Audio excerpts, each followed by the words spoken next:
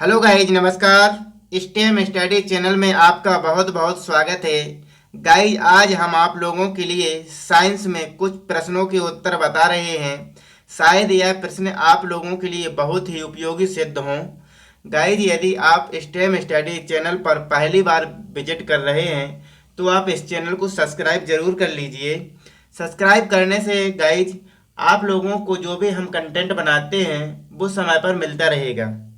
Guys, ज़्यादा बात न करते हुए अब हम अपने प्रश्न पर आते हैं। हमारा प्रश्न है, संयोजन अभिक्रिया किसे कहते हैं? एक उदाहरण दीजिए।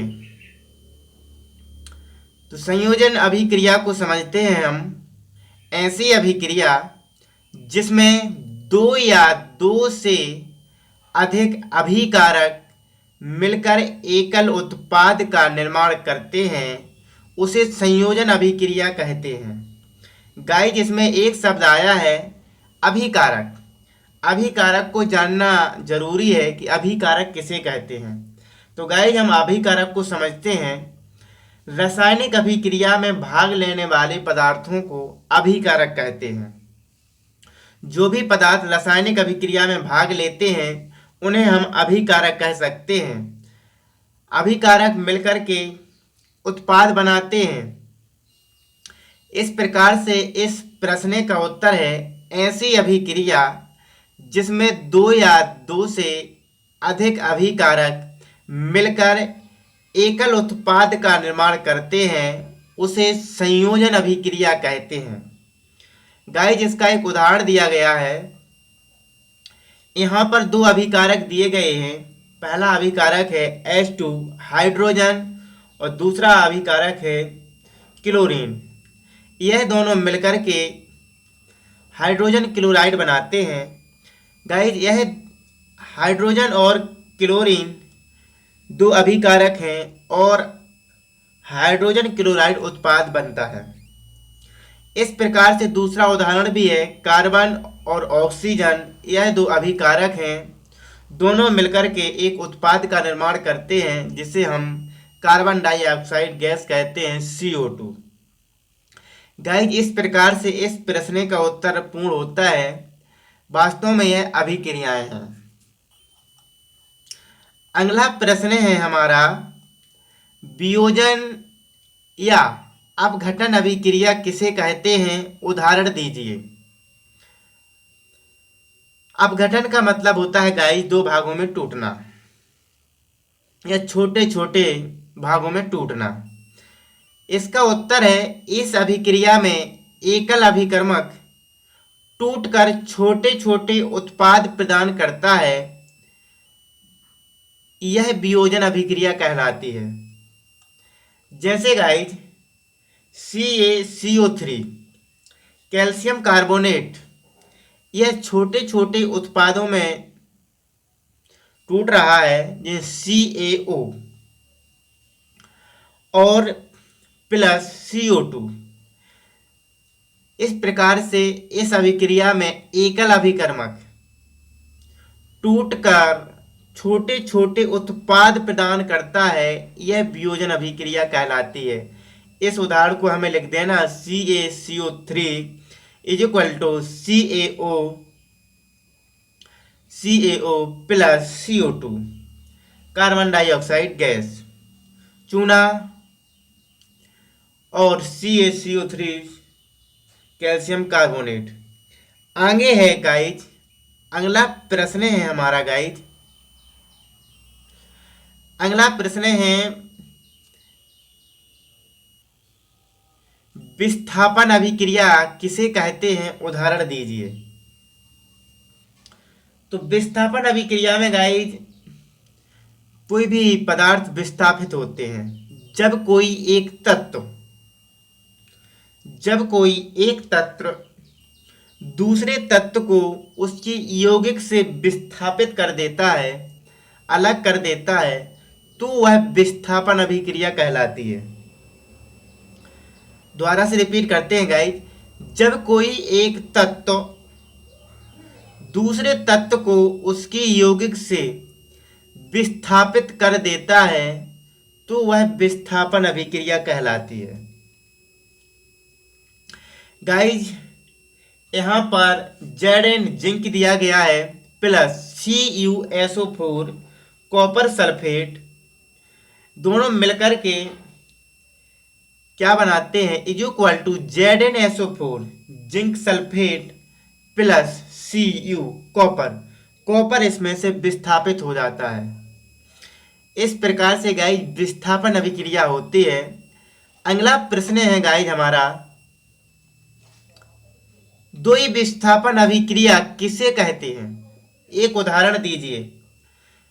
द्वि विस्थापन अभिक्रिया में वे अभिक्रियाएं जिनमें अभिकारकों के बीच आयनों का आदान प्रदान होता है उन्हें द्वि विस्थापन अभिक्रिया कहते हैं।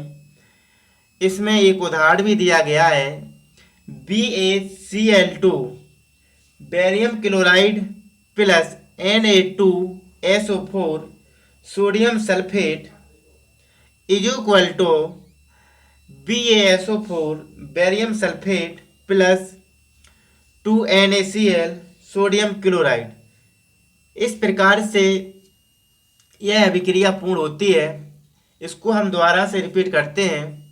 वे अभिक्रियाएं जिनमें अभिकारकों के बीच आयनों का आदान प्रदान होता है उन्हें द्वि विस्थापन अभिक्रिया कहते हैं। गाइस इसमें आयनों का आदान प्रदान हुआ है, इस कारण से इसे हम द्वि विस्थापन अभिक्रिया कह सकते हैं। अगला प्रश्न है गाइस हमारा, उपचयन अपचयन अभिक्रिया को उदाहरण देकर समझाइए। गाइस इसे हम रेडॉक्स अभिक्रिया भी कहते हैं। तो सबसे पहले हमें गाइस समझना होता है कि उपचयन किसे कहते हैं और अपचयन किसे कहते हैं। तो हम उपचयन को समझते हैं। उपचयन की परिभाषा होती है गाइस, जब किसी अभिक्रिया में ऑक्सीजन की वृद्धि हो, जब किसी अभिक्रिया में ऑक्सीजन की वृद्धि हो या जब किसी अभिक्रिया में ऑक्सीजन की वृद्धि होती है तो उसे हम अपचयन अभिक्रिया कहते हैं। इसमें गाइस ऑक्सीजन की वृद्धि होती है। उपचयन अभिक्रिया में ऑक्सीजन की वृद्धि होती है। जिस प्रकार से यह उदाहरण दिया गया है, यहाँ उपचयन अभिक्रिया में H2 है, हाइड्रोजन है गाइस। हाइड्रोजन में ऑक्सीजन की वृद्धि हो रही है तो H2O जल का निर्माण होता है। गाइस इस प्रकार से अगला है उपचयन के बाद अपचयन।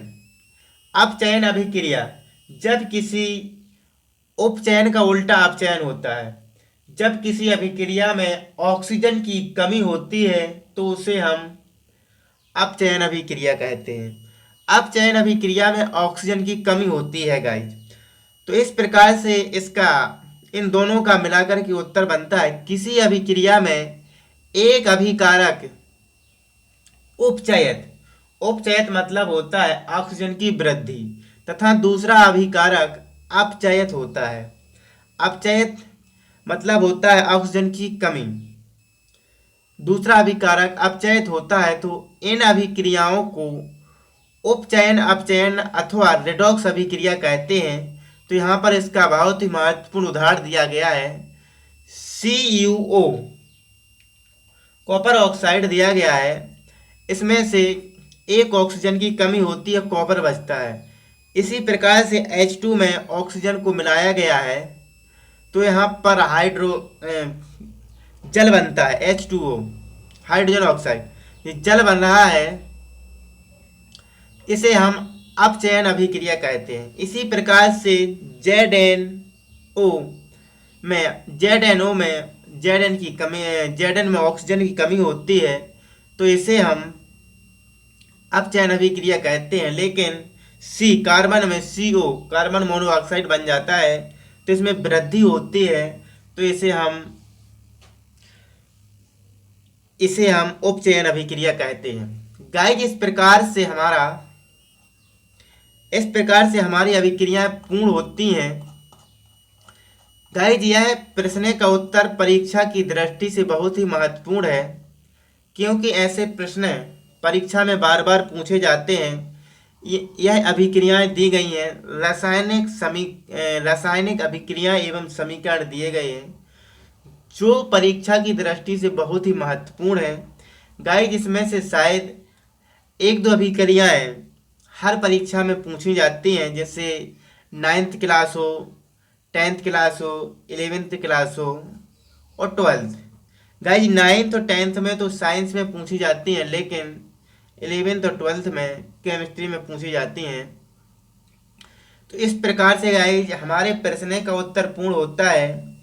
गाइस, यदि आप लोगों को इस प्रश्न का उत्तर उपयोगी हो या यूजफुल लगे तो आप इस स्टेम स्टडी चैनल को सब्सक्राइब जरूर करें और इस वीडियो को शेयर करें और कमेंट करें कि आप लोगों को यह वीडियो किस प्रकार से लगा। धन्यवाद गाइस। जय हिंद, जय भारत।